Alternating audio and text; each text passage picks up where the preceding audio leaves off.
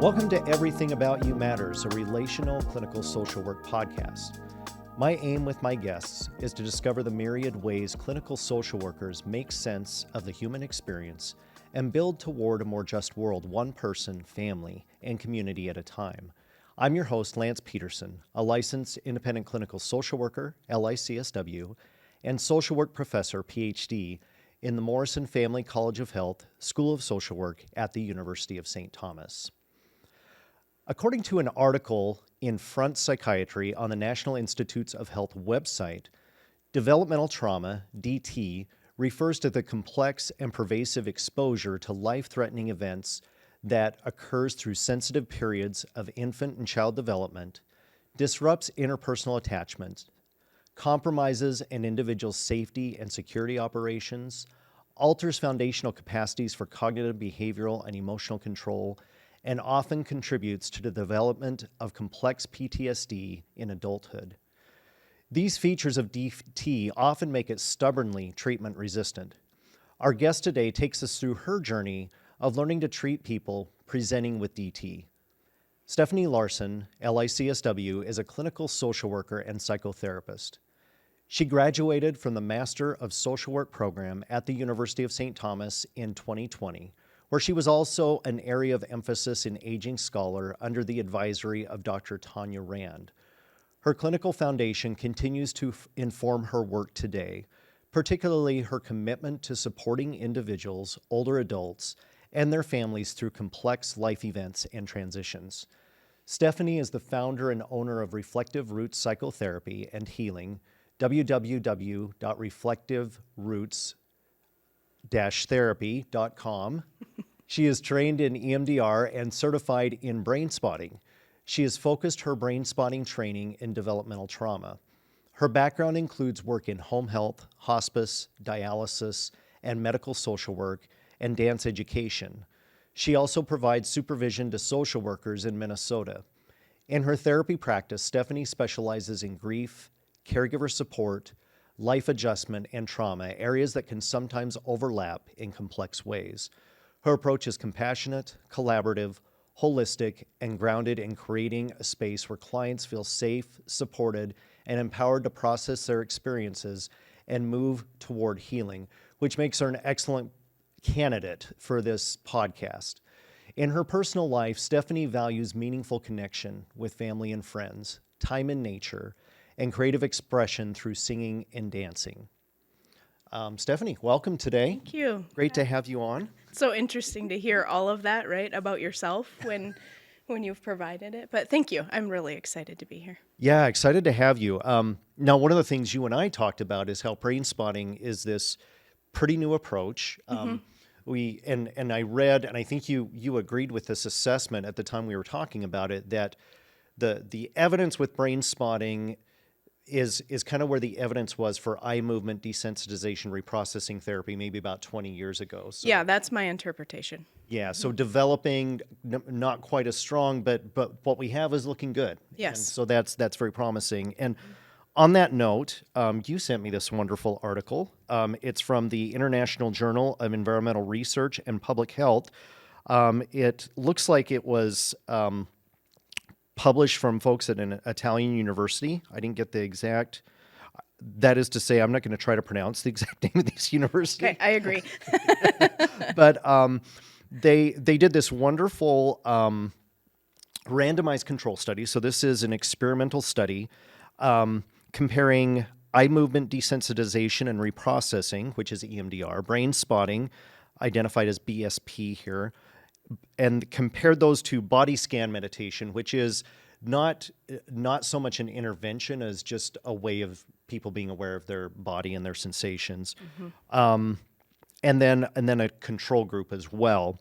And in this case, they used 40 psychologists who reported distressing memories, and then they were treated with a single intervention. And they were measured on these two measures of processing disturbing memories. The most commonly known one is the subjective units of disturbance, which I know you said you were familiar with. Yep.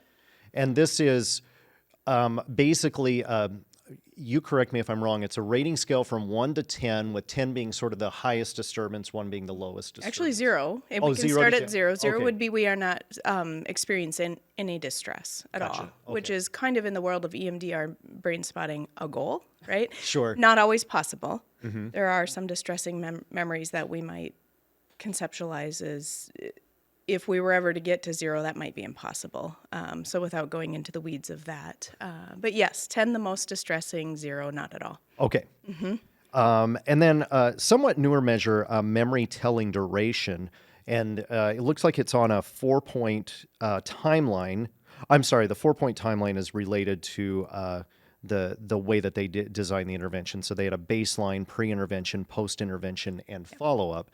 And what they found is that EMDR and brain spotting performed quite similarly in reducing both the subjective units of disturbance, so the distressing elements of the memory, as well as the memory telling duration, compared to the control group and the body scan meditation. So this is actually some pretty compelling evidence that Yes. that brain spotting could be effective. Of course, this is with a group of psychologists not experiencing complex trauma, but rather just having some disturbing memories that they're processing. So important to mention that laboratory piece of it. But again, promising results from this Yes. study. So I'm excited for us to talk about this today. And I realized I put my, let's see where I put my questions. Got to find my questions here. Here we go. All right. Perfect. Start by telling us about why you chose to be an area of emphasis in aging scholar, which is what you did during your MSW program at the University of St. Thomas. What about that program inspired your thoughts for clinical social work practice? So when I went into social work, I knew I wanted to work with older adults in some capacity. I was working on the administrative side of things at that time in a home health and hospice agency. I was really inspired by the social workers that worked at that agency and, kind of like wanted to be like them. And so I knew that at the point in my life when I was able to go back to school, I was waiting for my children to be a little more self-sustainable, and so I could dive into that coursework. I went back to school, chose St. Thomas with the idea that I would be working with older adults in some capacity. So I did apply to be an area of emphasis in aging scholar. Fortunately, was accepted into that program, and all of my elective coursework during that time frame was focused either on trauma or older adults. Sometimes, as I said in my intro, the two intersect. And so I think the second part of your question is what was the second part of the question? What about that program inspired your thoughts for clinical social work practice? Yeah. It was really inspiring to be with a group of other people who also see the importance of working with older adults. It's often it's a marginalized population that goes a little bit invisible. When we are in social work, a lot of times we're talking about working with children.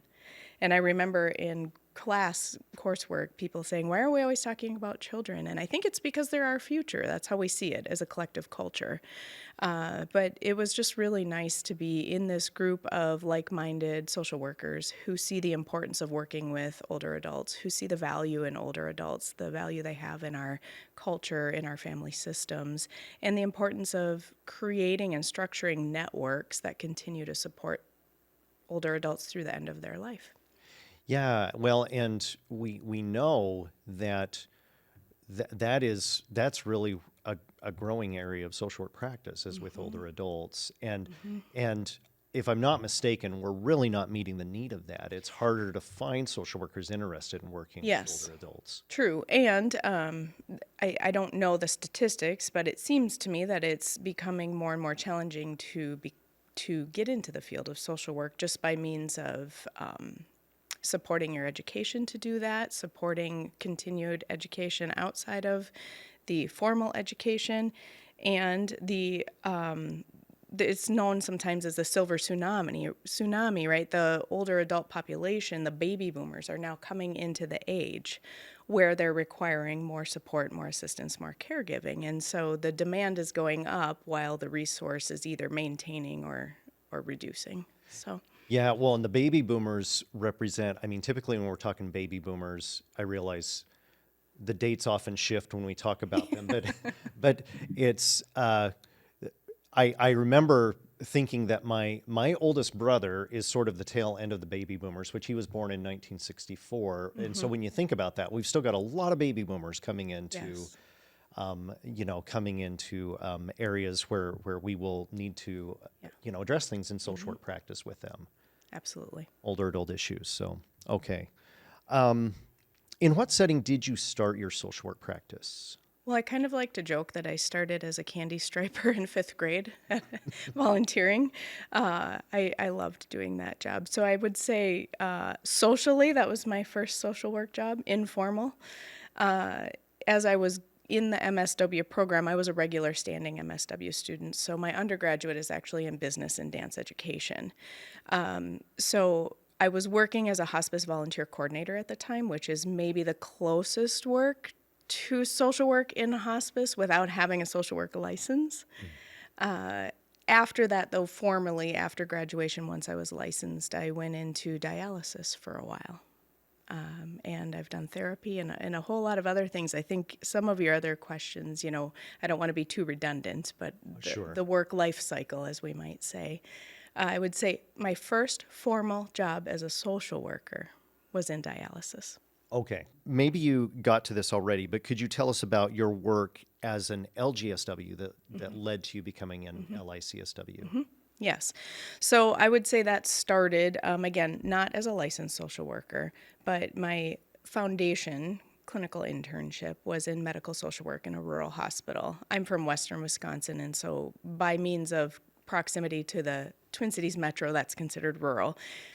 Those of us who live right across the river don't think it's so rural. And if we just go north a couple counties or east a couple counties, that feels really rural to us. But by proximity to the Twin Cities metro, it all seems rural, right? So I did medical social work on a med-surg floor in a hospital setting, and my clinical internship was behavioral health, also in a rural hospital setting with outpatient and inpatient, they did have inpatient care, which I did some shadowing. I didn't do any long-term social work there, but I worked with individual and groups in the outpatient setting, so a structured outpatient and individual therapy. Then enter into the stage of, well, I graduated in the pandemic, of course, 2020, where there were hiring moratoriums on everything. But I did take that medical background that I had from my previous work experiences and worked in dialysis for a bit, and then had an opportunity to do some psychotherapy. So as an LGSW, I was supervised by other clinical social workers and had someone reading all of my notes, signing off on my notes, and mentoring me. And I just really feel grateful for the mentorship and guidance I had from those clinical social workers who really encouraged me to keep going down the path where I felt I could do the most work and make the most change, and also that fit me who I am as a human. And it's interesting because it sounds like so you've had this interest in older adults, and you've also worked in rural settings. And I say that because that's another area of practice that is constantly in need of services, is rural social work settings. Right. Which we recently had someone on our program that was talking about her experience and Okay. working in a rural setting. So I should watch that episode. Yeah, I mean, you could, yeah. Sure. What are the factors that later led you to open your own practice, Reflective Roots?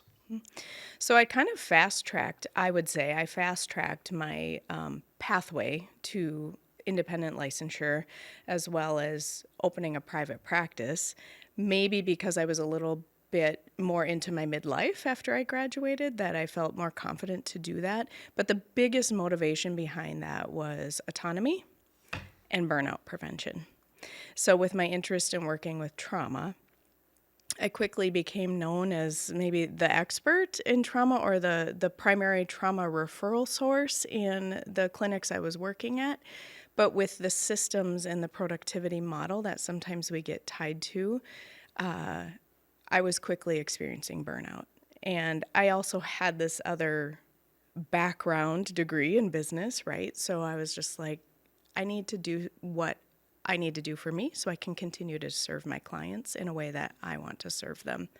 The other thing is that owning my own practice, I can really curate the type of visits that I want, that my clients need to meet them where they're at. So if people want to pursue a private payment instead of adhering to the bounds of what insurance kind of guides us, what we can do in a 50-minute session or so, people have that option, and often they take it because with the type of interventions I provide, which we'll get into a little bit later, sometimes 50 minutes isn't enough to really help the person process through all of the emotional experience and then integrate and then ground and then leave the room, right? So it was multifactorial, but I would say the biggest reason was sustainability plan for me so that I can still do what I do. I have so many tangential questions from what you just said. One just comment. Same thing. Working with couples. Mm-hmm. In fact, one of the first things I tell couples is, I'm probably gonna have to bill you for a longer session because my experience with couples is you just can't process everything you need to in 50 mm-hmm. minutes mm-hmm. and feel good about leaving the office. The other thing I thought of, which I think is really tragic, because I was always taught in my MSW program several years ago, almost 30 now, 28, something like that, but that, well, it's not that we want to discourage private practice, but we really want you out there supporting the agencies. But when agencies can't give you the support you need mm-hmm. as a practitioner, mm-hmm. that's what people do. And ultimately, it makes us more nimble for the very populations we want to serve. Mm-hmm. When a lot of these agencies are so layered with bureaucracy that it can just make it difficult to be what we need to be for our clients. Absolutely. So I think that's a really important point. And that sounds a lot like what you were experiencing.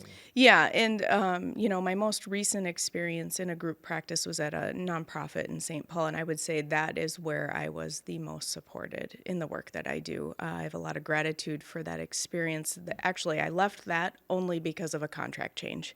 Not because I was feeling burned out there. And that was directly supported by my manager, who was the person who was making the decisions about what we did in our work, who also practiced. So I think when you're in a system where administrators making decisions haven't provided therapy, right? Objectively, we can look at a piece of paper and be like, well, there's 40 hours in a week. Why can't they do this many visits? It's just the subjective analysis isn't in there. Yeah, absolutely. I just had to make a move that supported me so I can continue to support other people. Otherwise, it wasn't going to happen anymore. Sure. The other piece of it was, and I don't know that I mentioned this before, is I also want the autonomy around when do I go to trainings? How much do they cost? What am I going to dive into? Versus just taking trainings or continuing ed to check a box. In this way, a lot of my brainspotting trainings are a 3-day weekend. We're training for 21 hours in a row, 9-hour days, right? I don't have to go to anyone to ask to have Friday off and then to have a little bit of extra time in my schedule on Monday to decompress from a long weekend. So, yeah.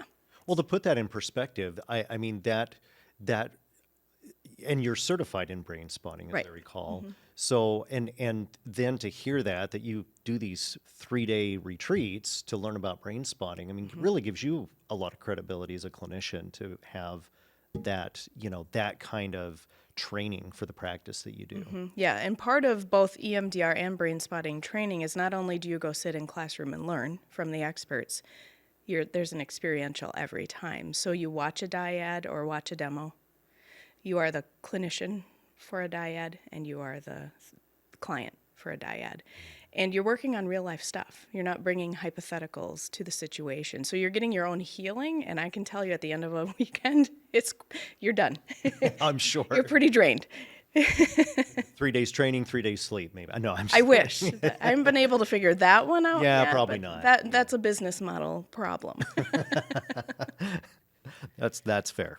Okay, so you had mentioned in an earlier conversation your interest in developmental trauma mm-hmm. for contextualizing how you do your clinical social work practice. Mm-hmm. Can you tell us more about that? Yeah.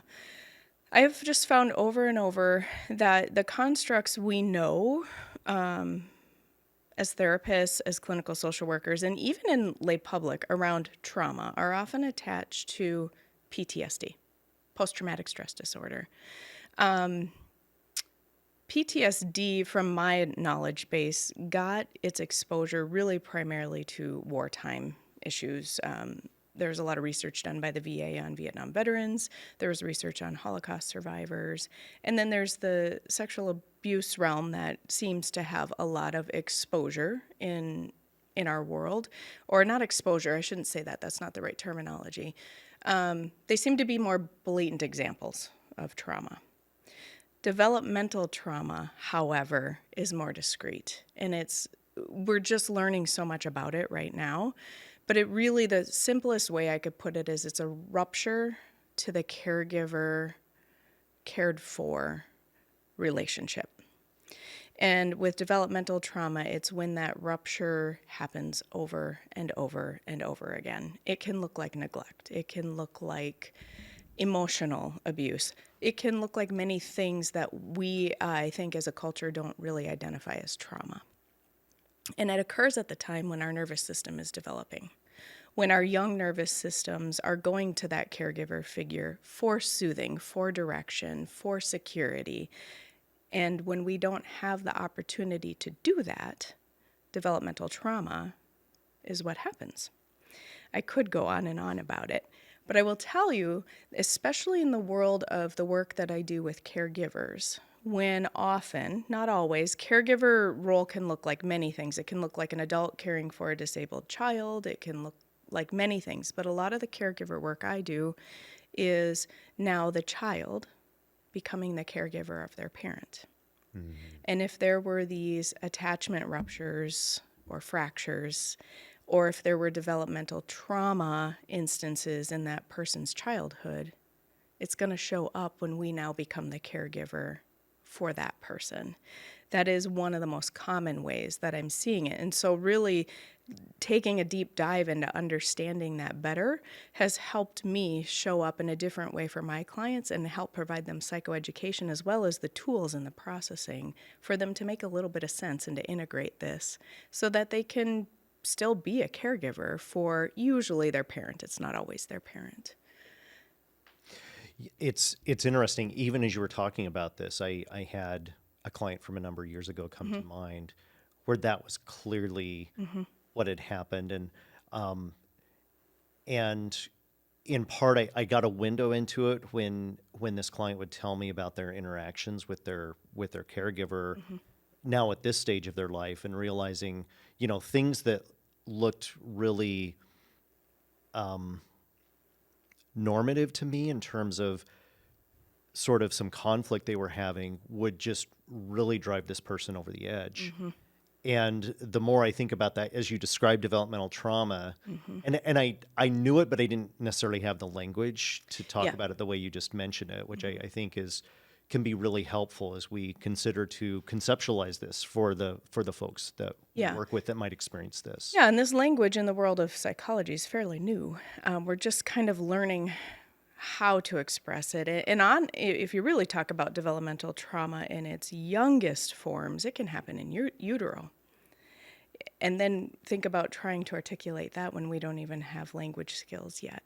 So that's the other thing I love about developmental trauma work is with brainspotting and EMDR, we can access parts of the limbic system that we don't have language for. We cannot articulate it, but our body understands it.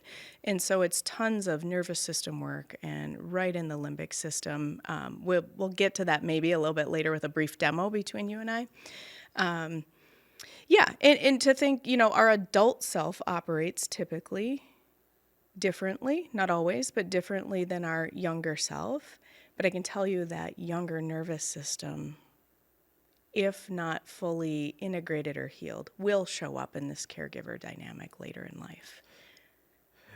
It's interesting too that a lot of the models we've seen developed in recent years seem to hint at this, even if they don't name it. Like, even as you described that, I thought of internal family systems, which really seems to get to that as well, which I just find really fascinating. And there's a whole IFS model of brain spotting too.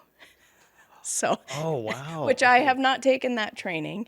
But yeah, I mean, we could really segue into a whole variety of things. Well, and now that I think about it, one of a different former guest, Jane Hurley John Cox, has been studying. She was talking about how as she was getting into internal family systems IFS, she said, "Gosh, this reminds me a lot of EMDR." And then she started seeing that trainings were being developed that actually combined those two models. Absolutely. So I think that's really interesting. It's really interesting. How does developmental trauma inform your practice to be relational with the clients you serve? So beyond developmental trauma, again, thinking about developmental trauma is from an attachment lens, right? There's a lot of, the only attachment profile that doesn't come up in developmental trauma is secure. That would make sense, yeah. With the exception of if that caregiver role can be manifested by many, it's not just the parents, right? I'll tell you in therapy, people are like, oh, it's always what the parent did wrong. What did I do wrong? And they start analyzing what they've done wrong as a parent themselves. That caregiver role can be anyone in a influential or power position. It can be clergy, it can be a teacher, it can be a coach. So just remembering that this isn't always about the parent-child relationship. But understanding developmental trauma and going back a step into the brain spotting work that I do, it's all about what is referred to in brain spotting as the dual attunement model.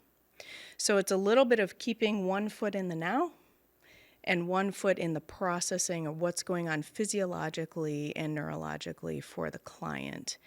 And the compassionate and attuned connection or appropriate therapeutic relationship, right, with the client. So staying attuned with their emotions, but also keeping that clinical lens on of what might be going on. How am I assessing this? How am I interpreting this? Brain spotting sometimes can be just as much diagnostic as it is anything else. But really that dual attunement is the relational part. And also what can happen in brain spotting is something that we call friending, and that is when a reparative relationship and internal sense happens, again, appropriately, keeping it within appropriate therapeutic relationship bounds. But when someone can experience a nervous system response or a limbic system response and have someone sit in the moment with them, witness their pain, and just guide them through it, follow them along, and let them complete the full cycle of their nervous system response, this relationship just develops that's really quite magical. And what it does, what I find with my clients, is it also brings them into a better relationship with themselves. So a lot of times in developmental trauma, there's dysregulation of the self, like just being myself is too much. There's dysregulation of our attention span. There's dysregulation in interpersonal relationships. That's really the core of developmental trauma, is that all these forms of dysregulation show up. And when the nervous system can learn to regulate itself because it gets to follow the full cycle, it becomes all about relationships. Well, and if you're following the full cycle, it becomes this sense of witnessing for Yes. the client, which we learn about witnessing in other therapy models. The one that immediately comes to mind is narrative therapy, even though this is a very different approach than narrative. But the idea is that you're witnessing what the client's going through. Yes. And that in and of itself really helps mold a relationship between you and the client. Right. If you think of something simple that hopefully wouldn't be a trauma event, a child falling and skinning their knee, they usually go to the most secure and proximal caregiver person. So if you're with mom and dad, you go to one of them maybe, or whoever are the parent figures. If you're at school, you might go to the teacher or the nurse, but you go to the nearest one that feels the most secure. Hopefully, a positive cycle would look like, what happened? Tell me about it. You're going to be okay. We would help the child go through that whole cycle. Well, with developmental trauma, that cycle is almost never completed. That support system's not there. That the reparative work of, yes, you can feel discomfort and get through it. It doesn't happen. So that's what happens in brain spotting. Okay. It's pretty cool. Yeah. Now, and I think this was before brain spotting, but could you tell us about your training and experience in eye movement desensitization processing? Yeah. So when I went down the avenue of becoming a therapist, I knew that I wanted to learn EMDR, and that is because I experienced EMDR as a client, and it was profound for me. I got to be just the client for once. I didn't really understand what was happening either. So that lived experience is what informed me that I wanted to become an EMDR therapist and do something that I knew. There was a lot of buzz about EMDR at the time. There was a lot of research behind it already. So I did do the basic training. I think it was levels 1 and 2. I can't quite remember. That I believe gave me a really great foundation for brain spotting. Brain spotting, which was founded by David Grand, he was actually an EMDR therapist prior to finding brain spotting as well. So that really informed me. And then a colleague of mine who I was doing some private practice work for told me about brain spotting. And I was like, well, tell me more. What's the deal, right? And I learned about it. I went to that training. And honestly, brain spotting just makes so much intuitive sense to me. And it's very neurophysiological, so we're watching what the responses are and the reflexes are in the body. We do that in EMDR as well. I just kind of launched with brain spotting, not because one is better than the other or because really any reason other than it's just what makes sense to me intuitively as a therapist. But yeah, I kind of started learning them both at the same time, and I went that way. Yeah, and it's interesting because as you were talking, I listened to a podcast. I was telling you about this. I was listening to a podcast where David Grand was interviewed, the Healing Trauma podcast. I give a shout out to that podcast since I'm here. But he talked about our ocular nerves are connected with our brain. Yes. And so that it would make sense ultimately that there would need to be some processing through that sense that we experience, through our visual sense of something that may have happened to us. And so, that seems to resonate with what you were talking about here. Yeah. Yeah. The cranial nerve 2, I think it is, but I'm not a brain scientist, is actually part of our central nervous system. And so the role of our eyes, if we think about kind of our mammalian survival tactics, you think of animals in the wild when their ears are perked, right, and tuning in, they're looking for threat. We use our senses to detect threat. Well, our eyes are another major input to that. And thus, the cranial nerve is connected to our nervous system, which then tells us, do I need to does my amygdala say, oh, there's a problem, I need to do something? Or does it scan the situation and say, oh, everything's okay, I'm okay? Well, with trauma, all of those senses are on point, as high as they can be. But with processing through the limbic system, which happens both in EMDR and brain spotting, in EMDR we have bilateral stimulation, which is not fixed. And so that can be with the eyes, back and forth. That can be audio, back and forth in the ears. It can be tactile. Maybe we'll tap or have paddles in our hands that vibrate back and forth. Those are all, again, tapping into our nervous system and our sensory to give us input. Brain spotting, on the other hand, we come to a fixed point, and that is in connection with the highest subjective units of distress or disturbance, which you referenced from that article earlier. And staying there taps us and processing that nervous system response that way instead of trying to think our way out of it. So I digress, Lance. You're going to have to route me back in. But that's all right. I get kind of excited about it, and then I think, well, I really don't know all the neuroscience behind it, so I can't explain it super well. No, that's good. I think though you had some really good commentary there, and then we can we can always turn our listeners to maybe some other neuroscience readings on Yeah, from the experts, from the PhDs. No, and an interesting piece in that conversation I was listening to with David Grand was, I think his first experience was with a figure skater who, Yes. yeah, and she could not get the triple loop. She'd always get stuck on the double loop, and Right. and then he noticed something was happening, and I don't remember the exact story, but ultimately it had to do with that process you were talking about, that getting stuck, where Yes. where rather than processing it in her frontal cortex, it was going to the limbic system. Yes. And that's not how he described it, but that seems Right. to resonate exactly with what he was talking about Yes. in this situation. Yep. Mm-hmm. All right. Well, actually, for the next part of this podcast, Stephanie and I will get into a brief role play for setting up brain spotting. And then Stephanie will explain how the work of brain spotting transpires after that setup. So I'll let you take it from here. Okay. So you get to be in the hot seat a little bit. All right. All right. So as I told you before we recorded, I did the first foul of brain spottings. I forgot my pointer, but our tech crew here gave me something that will work. It will work. Typically when we do brain spotting, we do have just your old-fashioned presentation pointer, the telescoping pointer. And that is where once we find the point of activation with your eyes, we'll see as we talk through it. We use that to hold that focal point.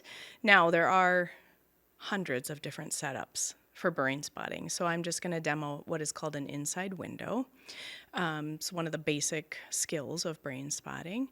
And then I'll try to talk through, after we get that set up, what I anticipate maybe would happen if we stayed in the processing, but we won't have you process your stuff on the podcast unless you really want to. Okay. So possibly hypothetical here, but we'll do what we can. All right. So if you could just think of something that is distressing to you, but also that you're willing to share on the pod today. I just have to think of something different than what I've said in the past. So Okay. let's see here. It can be anything distressing. It really can, yeah. Sometimes an example that we commonly use is like, oh, when my boss, I get so mad. That's kind of an easy one. Yeah, just something that you can, in the best way, if you have some interoceptive capability, which is sensing emotions in your body as a felt sense, where you notice that, anything that pulls things up for you. It can even be something that isn't necessarily negative. So, right, if you can think of how you might have a swell of joy if you see something with your children when they accomplish something, or just a strong sense in your body that comes up when you think about something. Okay, actually, and I've got one that was a little scary. So I'll go ahead and with this one. And it was when my puppy got away from me, and a car was turning on the street, like right at the same time that he got away. Oh my gosh! And I thought for sure I'd lost him. Yeah. He's with me to this day. So that was okay. good. So this is a good one for a demo then. Yeah. Okay. Yes. So thinking of that in that moment, thinking about what you felt in your body, your felt sense in your body when you realized the puppy's gone, and what was the potential threat that maybe a car might hit them, or... Yes. Okay. And did in fact barely brush his hind end a little bit. Oh my gosh. Yeah, it was super close. Could have been a catastrophe. So Okay. So as you think of that, do you have a sense of that body response, that somatic response in your body? Yes. In that moment. Okay. And if you're okay, just kind of explaining what, if possible, if you can articulate it, where it's located in your body, what it feels like. There's some tension in the shoulders, but it honestly feels like a whole body response. It's almost like this, I don't know how else to say this, almost like this emptying of any kind of control over the situation. Like all I can do is let it right out. And yeah, that's, I think that, and so there's almost this feeling of, emptiness, like any feeling of sort of joy has just left me for this temporary moment. Okay. Yeah. And tapping into that emptiness, if you really invite it in as best as you can, just right now in this moment, how distressing does that feel? 10 being the very most you could imagine, 0, it's not distressing at all.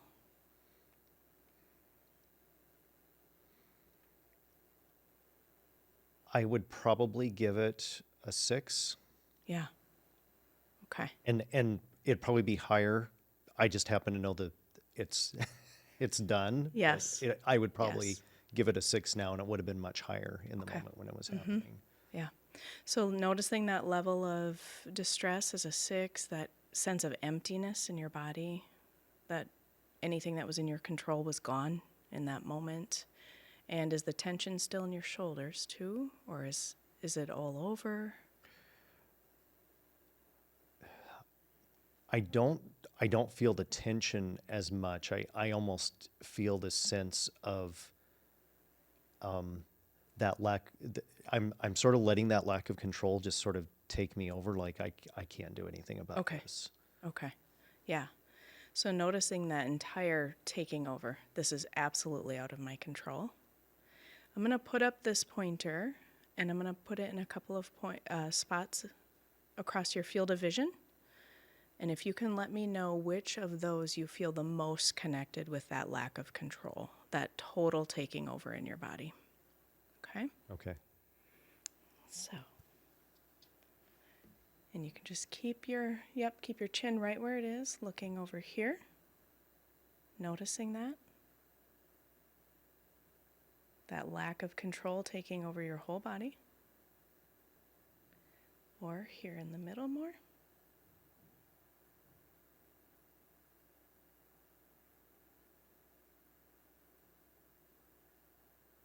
And one more point over here.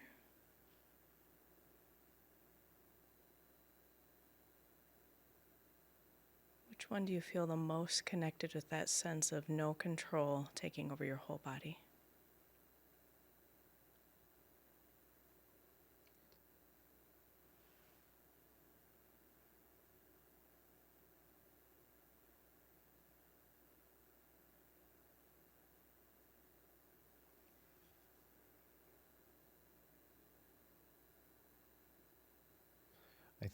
I think furthest to the right. Okay. Sorry about a little technical difficulty here. Okay. Staying connected with that. Recalling that total lack of control. And I'm going to move up and just letting me know if you feel even more connected to that sense.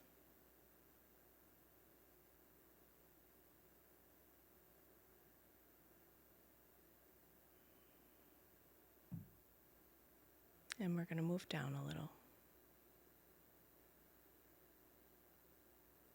Noticing what you rated as a 6. Definitely more when it's down. Yeah. Which is weird, but that's what I'm experiencing. Yes. Yeah, just notice that. Notice all that felt sense in your body.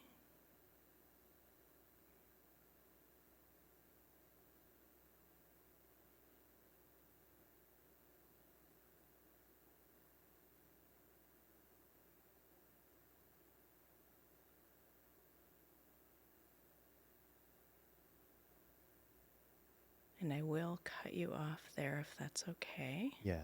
Yeah, so I'm just going to invite you to bring your eyes back to the room here. Maybe orientate yourself with the colors on the walls, temperature in the room, how that feels on your skin. Yeah, and go ahead and wiggle that a little bit because we actually did just pull up a lot of activation there. I'm going to go ahead and put our friendly pointer away. So, yeah, minus some technical difficulties there with the pointer kind of being long and crossing lines with our setup here. That essentially is one of the most basic ways that we find a brain spot. And you were about in here somewhere with that pointer.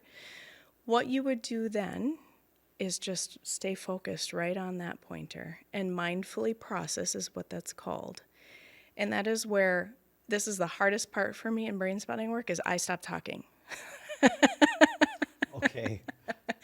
And I intervene and guide, using my clinical judgment, my training as to when I need to check in with you, when I just need to stay out of it and let the process happen.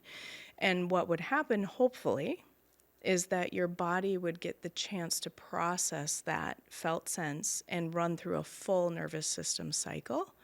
The evidence in brain spotting suggests that at least 45 minutes in mindful processing, looking at that pointer, is kind of the marker where we get through a full cycle. However, in the world of therapy, right, in a 50-minute session, by the time you check in with the client, ask how they're doing, see what's come up since last session, get the brain spot set up, we don't always get through the full cycle. So that might mean that we pick up where we left off at the last session to find that brain spot, that focal point again, and do some more processing. But in an ideal world where time has no limits and all of that, you would stay focused on that spot with my guidance until that activation in your body reaches a zero.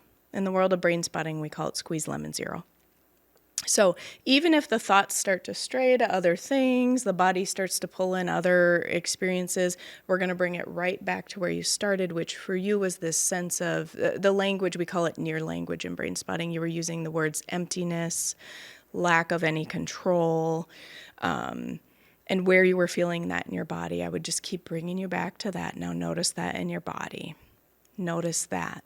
Okay, just follow that. And that's what I love about brain spotting is that we go where your body needs to go. We are not directing traffic here. We're letting the body do what it just organically knows to do. And so ideally, you would process until we get to a zero on the subjective units of distress. Then I would gently close that by removing the pointer, bringing you back to the room. I did that with you just a little bit, asking you to kind of orientate yourself around the room. If we needed any resourcing or grounding at that point, absolutely, we would do that because I wouldn't want to send you off to your day in a very dysregulated state. However, if you had processed down to a zero, we can assume you don't need grounding or resourcing.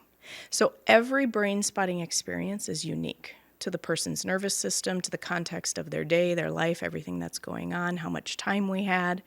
But ideally, you would get to a zero. We would bring you back into the room. And then, additionally, ideally, some time for debriefing and integration.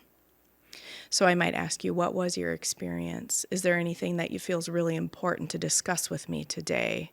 What is your takeaway from that? And again, that looks different with every single client, but giving you the chance to start to integrate. And that's where we bring our frontal lobe and our speech and dialogue parts of our brain back online and start kind of talking in a dialogue again.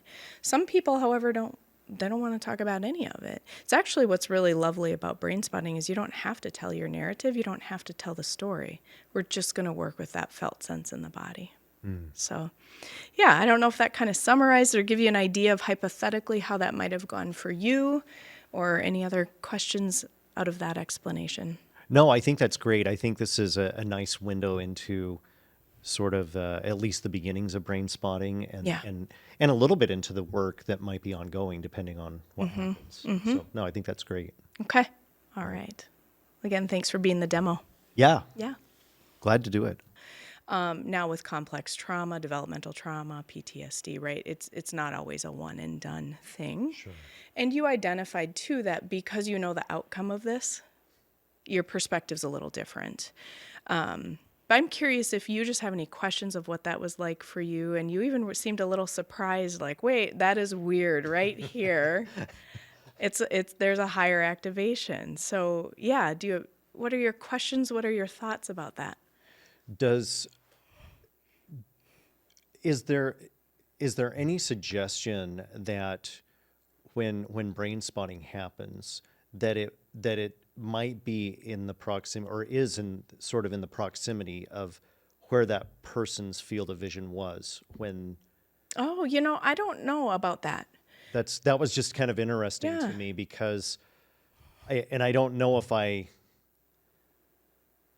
guess what I'm thinking is, when it was lower and thinking I'm watching this event unfold, close to the ground, it may have nothing to do with that at all. I don't know.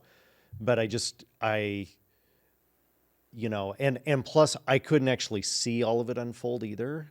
Yes. So, because there was actually another vehicle parked on the road blocking my view when this other car turned.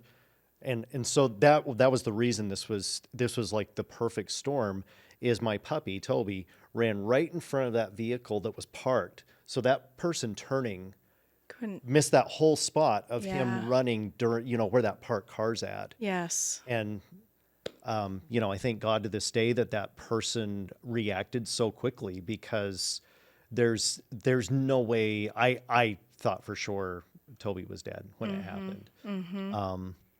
But yeah, that was super interesting. Another question I do have, because I think, and I know this is the case with EMDR, I'm going to guess, I think I might have even read this with brain spotting, is before you do this work, do you first check and make sure that a client is resourced, meaning that they know how to sort of regulate their nervous system to the extent that they can? Is that I part would of it? say there's more encouragement for resourcing in EMDR.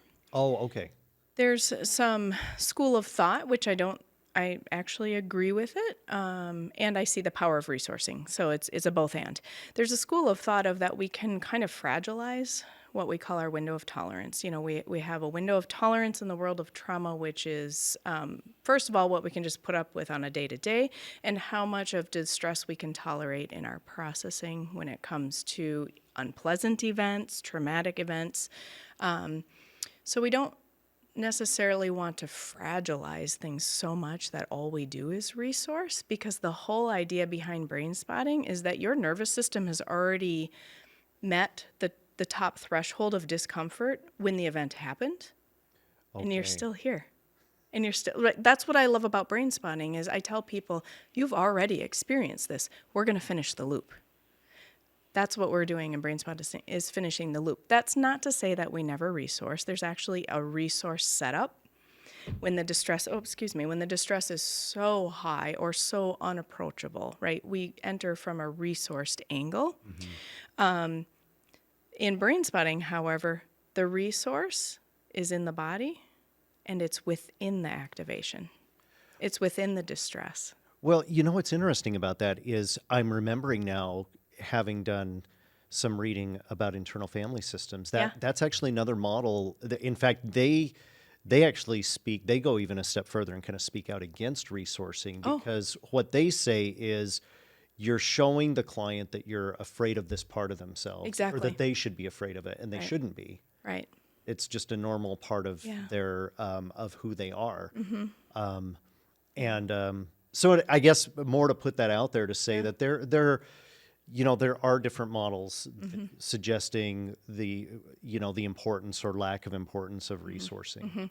Yeah, and it's not to say that it doesn't have merit and that it's not ever needed. I do resourcing with clients. I often do resourcing after we're done processing, so that they can leave the room in a more grounded fashion. I also encourage people to learn grounding or resourcing skills for the day-to-day life, when things feel too big, when they feel too much, so that we can continue to operate as we would like to in our daily. But to avoid the distress, actually, you're absolutely right. Sometimes, and when we're talking this relational experience in the therapeutic relationship, we don't want our clients to think we can't handle their stuff. They already, right? It already didn't get handled for whatever reason. That's not the fault of the client. But we can handle it. We're here for them, and we don't have to avoid it. If they're ready to attack it, we can attack it. Yeah. Do that together.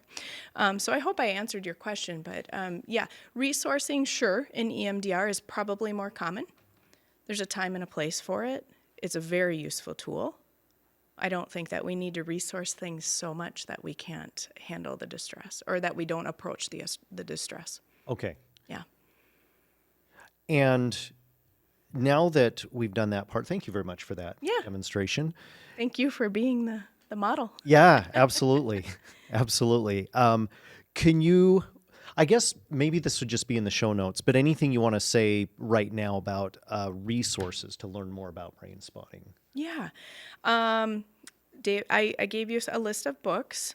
What I like about brain spotting and EMDR, right? There, we have our one of our pillars of trauma research, Bessel van der Kolk, The Body Keeps the Score. There's the Robert Scare, The Body Remembers. That is absolutely what we're working with in both modalities.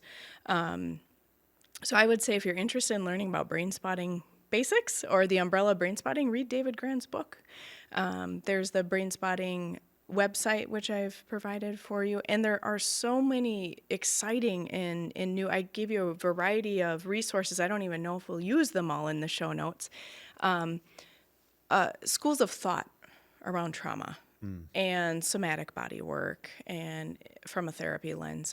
I would say check them out briefly if they seem to make sense as a therapist, like if it's a clinical social worker or a therapist, like what do I want to learn? Read a little bit about it, see if it just intuitively makes sense, even if you don't understand all of the neuroscience behind it, and follow that, because there's so many great modalities, and I don't know them all either. I just know the ones that I've taken that make sense to me.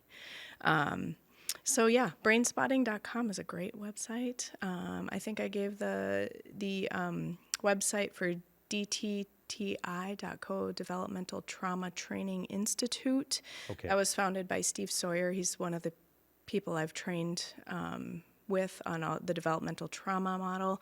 Yeah, there's a lot of resources there. And I would say look at the show notes because we'll compile that. Yes, absolutely. That's what I was going to say. These will appear in the show notes. Yeah, so. and know that not every school of thought fits with every person's practice. That's okay.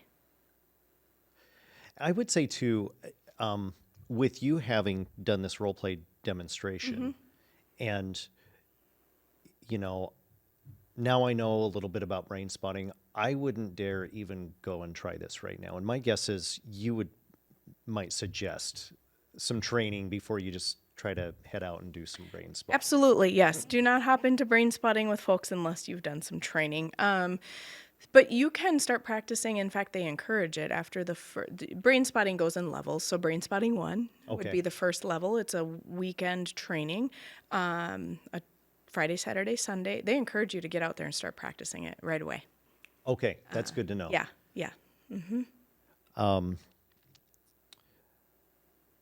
How do you evaluate the impact of your practice? I always say that the proof is in the outcomes, right? There's still, because there's not a lot of empirical evidence to support brain spotting yet, although the body is growing. The body is growing. In fact, I would say there's just enough there to prove anything I need to know, but that's probably because I'm a brain spotting provider. But the proof it's in the outcomes, right? People will ask me, clients will ask me, well, how do I know if I'm getting better? How do I know? And I'll say, okay, well, let's review back to where you started from. What did you come to therapy with? What was happening? Was it relationship conflict? Was it fluctuating moods that you felt you couldn't regulate? Was it part of your functioning? Like, maybe I was in a state that I couldn't get my schoolwork done or I couldn't go to work. And we review that and I'll say, well, so if that, and that have improved, what more proof do we need? Sure. So the evidence for me is in what's happening with my clients. And it sounds like you manage that in a relational way then too. And, Absolutely. And just kind of qualitatively getting their own sense of where's the growth been. Yeah. Which I think is a great way to evaluate practice. Of course, we've had folks on here too where measures psychometric measures that you can use in practice are great to use. And I don't want to at all disparage, because I do this a lot in my own practice, my own therapy practice as well, is that qualitative assessment, just even checking in at the end of session. How was this for you today? That's something narrative practice really encourages. And I think those kinds of things keep us connected in the relationship with the client. And then we can continue to qualitatively assess how they're doing. And if we're connecting in that relationship, we know from research that that is going to be a big part of where their improvement comes. So, Right. Yeah. all right. So I think this kind of concludes with where we were going today. I was just looking and thinking, oh, we've actually addressed all these questions. Did you have anything else you want to add before we wrap up today? I don't think so. I mean, if I really tried, I'd probably go on for another hour. So I feel like we could. This has been great. I really appreciate you Yeah. coming on I and appreciate it too. yeah, Thank you. talking to us about brain spotting. I think this does seem like a really promising intervention that is developing, and as you said, getting evidence as we speak. So Absolutely. Yeah. yeah. Okay. Thank you. Thank you. As we close today, I want to thank Peter Monahan and all others who have worked with him in the studio to make this podcast possible. Additionally, I express my gratitude to the University of St. Thomas for providing the resources for this show. Finally, a special thank you again to Stephanie for joining us today. Thank you. Thank you.